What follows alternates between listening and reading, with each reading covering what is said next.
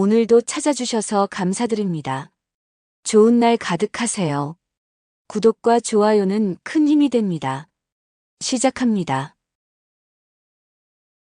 옛날, 지금의 충청도 어느 깊은 산골짜기, 달뜨는 밤이면 하얀 연꽃이 피어나는 연못이 하나 있었대. 사람들은 그 연못을 월연지라 불렀지. 그곳엔 늘 안개가 자욱했고 연못을 둘러싼 마을은 조용했지만 은근한 풍요로움이 돌았어. 그런데 이 마을엔 누구도 함부로 넘보지 못하는 부자, 대감이 하나 있었지. 이름은 박만석. 대대로 땅을 물려받아 이 고을에서 가장 넓은 논밭과 종들을 거느리고 살았어. 하지만 이 박만석은 탐욕스럽고 잔혹했지. 농사꾼들에게는 쌀밭말만 빌려주고 두 말을 이자로 받았고 갚지 못하면 처녀 딸을 데려가 첩으로 삼는 일도 서슴지 않았어. 심지어 제 집종의 어미까지도 마음에 들면 불러다가 밤새 괴롭히곤 했지. 그 마을 끝자락엔 홀어머니와 함께 사는 효성이 지극한 총각이 있었어. 이름은 길동. 아버지는 세상을 떠났고 길동은 아침마다 산에 들어가 약초를 캐며 어머니를 모셨지. 가난했지만 늘 웃음을 잃지 않았고 마을 사람 누구나 그를 좋아했어. 특히 노인들 사이에선 저놈이 대감보다 100배는 낫지 않은 소문이 돌 정도였어. 어느 날 박만석 대감이 산에서 내려오는 길동을 우연히 보게 됐지. 등에 가득 맨 약초 꾸러미를 보고선 불렀어. 길동은 공손히 인사했지. 이놈, 내가 캐온 약초 좀 봐라. 어이, 이게 천년초 아니냐?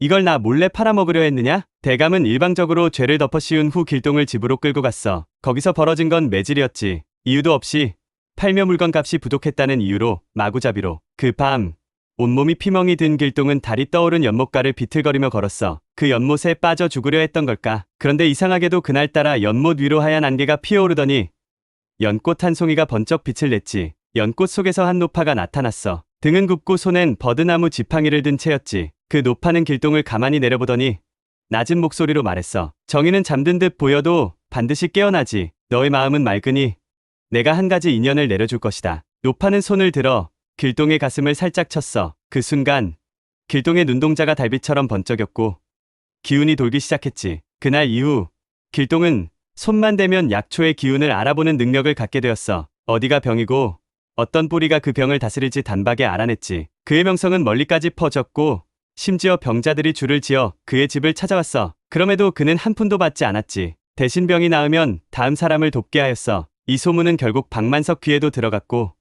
그는 배가 아파 죽을 지경이었어. 결국 박만석도 병이 들어 몸을 움직일 수 없게 되었지. 의원들이 와도 손을 못 쓰고 점쟁이도 도망쳤지. 대감댁 여종이 몰래 길동을 찾아와 부탁했어. 제발 도와주시옵소서. 대감 어르신께선 길동은 잠시 고민했지만 어머니가 하신 말씀이 떠올랐어. 정은 베풀되 인연은 하늘이 정한다. 길동은 연못가에 피는 연꽃 잎을 따 약을 지었고 그것을 대감에게 내렸어. 놀랍게도 병은 싹 나았지만 단 하나 박만석은 말문이 막혔지. 다시는 거짓도 욕도 못 뱉게 된 거야. 그 후 박만석은 사람들 앞에 나타나지 않았고 얼마 지나지 않아 저작거리엔 이렇게 소문이 돌았지. 욕심 많은 자, 연꽃 아래서 입을 잃고 선한 자는 연꽃으로 길을 얻었도다. 그리고 월연지엔 그 이후 더 많은 연꽃이 피었다고 해. 하얗고 고요한 달빛 아래의 사람의 마음을 비추는 꽃. 사연자의 인생을 응원한다면 구독과 좋아요로 힘을 주세요.